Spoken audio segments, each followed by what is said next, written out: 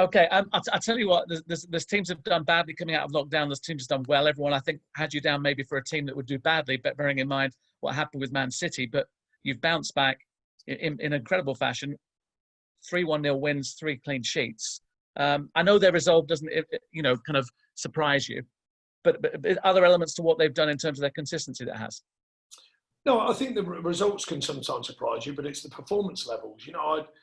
A job as a manager is to look at the performance level. You've got to look at results, of course. We're not naive to results, but you've got to look at the performance levels. And I did say quite clearly after Man City, forgetting about everything else that was going on, I did say that I didn't think the team performance was a mile away. I thought we made mistakes and they smashed us on the mistakes and we're very clinical. I said the actual shape, the energy of the side, all the stats on the performance were as good as other performances we've had against some of the top sides, but we got absolutely punished for the mistakes we made.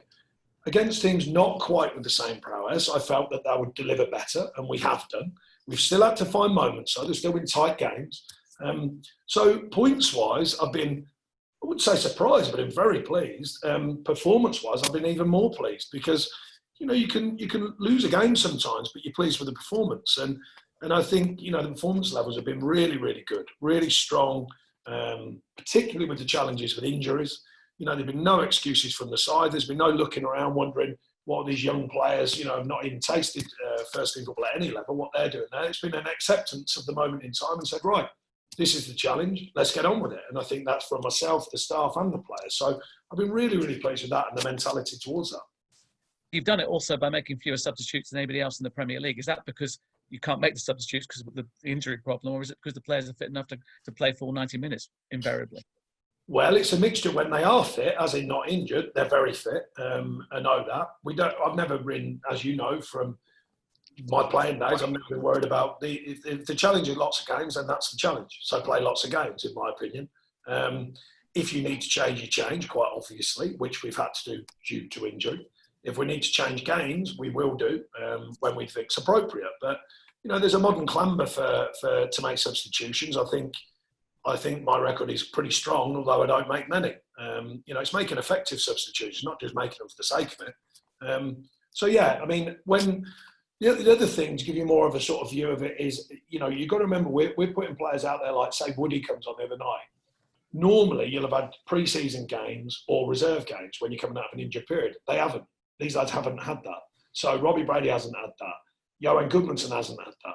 So therefore, that does, it leads to a tiny little bit of doubt when you're thinking, okay, when are they ready to give them some football? Now, Woody, we managed to sort of blend into the last couple of games. We'd be hoping to do that with Johan and Robbie too. And the rest are still injured, with Louts and Barnsley and the like. So, it's not quite as easy as knowing they're absolutely fully fit, which you normally would before they come out of an injured period. We're kind of just hoping they're fit enough to get the task done, whatever that may be, whether it's a start or whether it's off the bench. Managers at the start of the season often say, look, we've got to do better than we did last season. You've done that already. Is the next target to do better than you've ever done in the Premier League? Well, I think if we had the full complement of players, I'd be looking at the games we've got and I'd be expecting to get things. And that's not because I don't believe in the group we've got, of course. It just means we are still stretched. It is a fact. We are playing back-to-back games in a short space of time. There is a demand on that. So I think I'm slightly more open-minded about that, and where we can take it from now on in. I equally, in balance, would say it's our second highest total of points since we've been in the Premier League, including the time when the team was in the Premier League before my time here. So that's very pleasing with games left to go. So, it is that balance, though. I just think if we had the full complement of players where we could make them changes and more of them when needed, even if during a game, then I'd like to think we could challenge for our highest total ever. I'm not saying we can't. I just think it's slightly more tricky. And in terms of Liverpool this weekend, Jurgen Klopp's been very nice about you this lunchtime. He said he has got massive respect for you. I don't know that's what managers do ahead of games they might lose at Anfield. But, in terms of him and your relationship, is he one of those managers who although he comes from abroad, is more like a British manager than a foreign manager? I don't think we have relationships with other managers much anymore. The foreign managers don't do that, not in a bad way, by the way. They always make it clear they don't do that in the countries they've come from very often. I'm sure if I met some of these guys socially, you'd have a beer and a chat about whatever. The respect is always there, by the way. It's not relevant for like and dislike. It's relevant to the fact that I know how difficult this job is. So do they. And maybe he's picked up. I covered the Champions League last year, and I thought very complimentary about it for the right reasons. On that occasion, it was particularly Jordan Henderson, who I think's had a fantastic season and a fantastic pro, actually.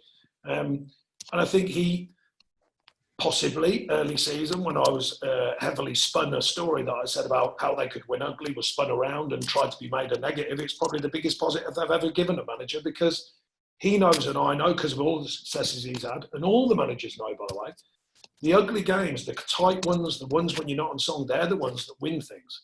Because it's hard over a 38-game Premier League season, even when you are Liverpool and Man City and Man United and Chelsea and Arsenal and Tottenham, etc. It's hard to deliver week in, week out and stay at them really high performance levels. And when you're not at them high performance levels, can you find a way to win? And I think that's been the biggest difference in Liverpool this season.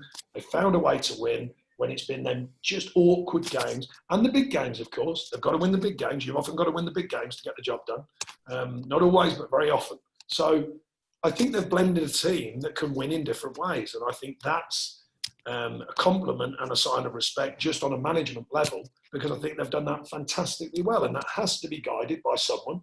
And it's guided by the manager, but by a fantastic group of players and a high-achieving group of players.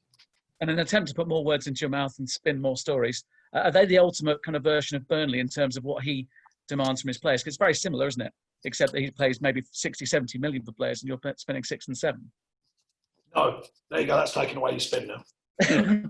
No similarities whatsoever from what the two managers demand from your players. I think that any successful team, however you guys that success, by the way, so our season would be considered a form of success. Theirs is more obvious, success-wise, but every team has got to work hard. I mean, I was just, I've been questioning about it. A lot of that comes. That's why Burnley work hard, and they sort of say it. Sometimes it's said in that strange way that sounds. It couldn't be more positive from me.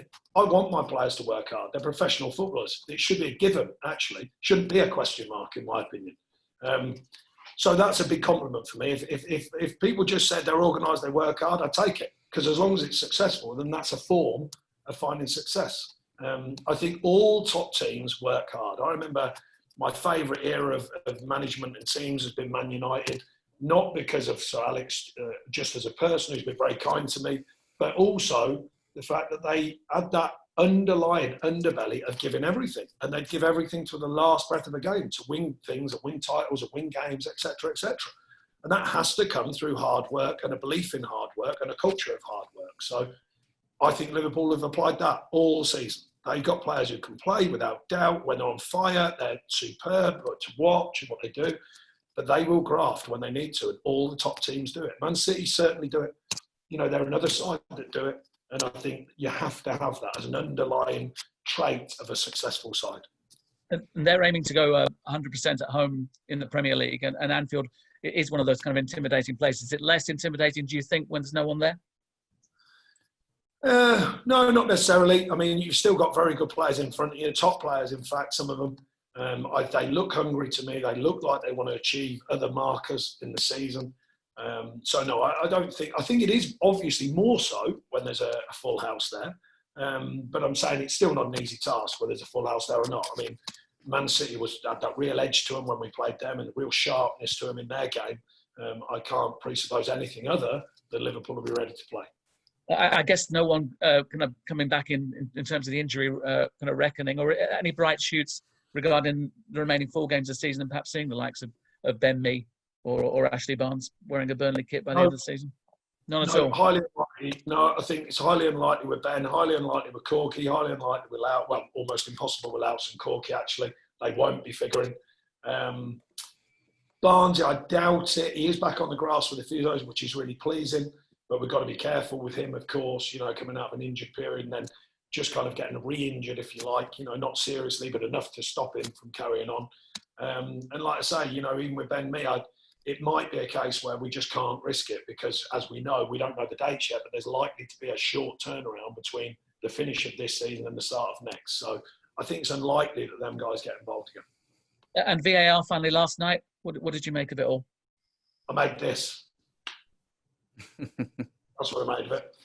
Because I'm a big believer in it, but they're too, well, providing you're talking about the two obvious ones, it's an impossible penalty for me. Impossible how the Villa player nearly gets quite badly injured, could have, and somehow that's deemed a penalty is impossible.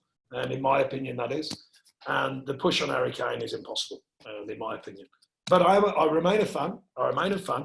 I said all along that I think even the referees in the VAR slots have probably got to get, I suppose there's almost too much information flying out here and too many cameras. They have to be there. But what I mean is you possibly can ease down on your referee's instincts, that first hit when you see something, which they're used to, of course. So there may be a re-education involved in the more games they do with VAR. But last night I thought, they've got to be wrong, in my opinion, them decisions. Thank you. Top stuff. Thanks. Yep.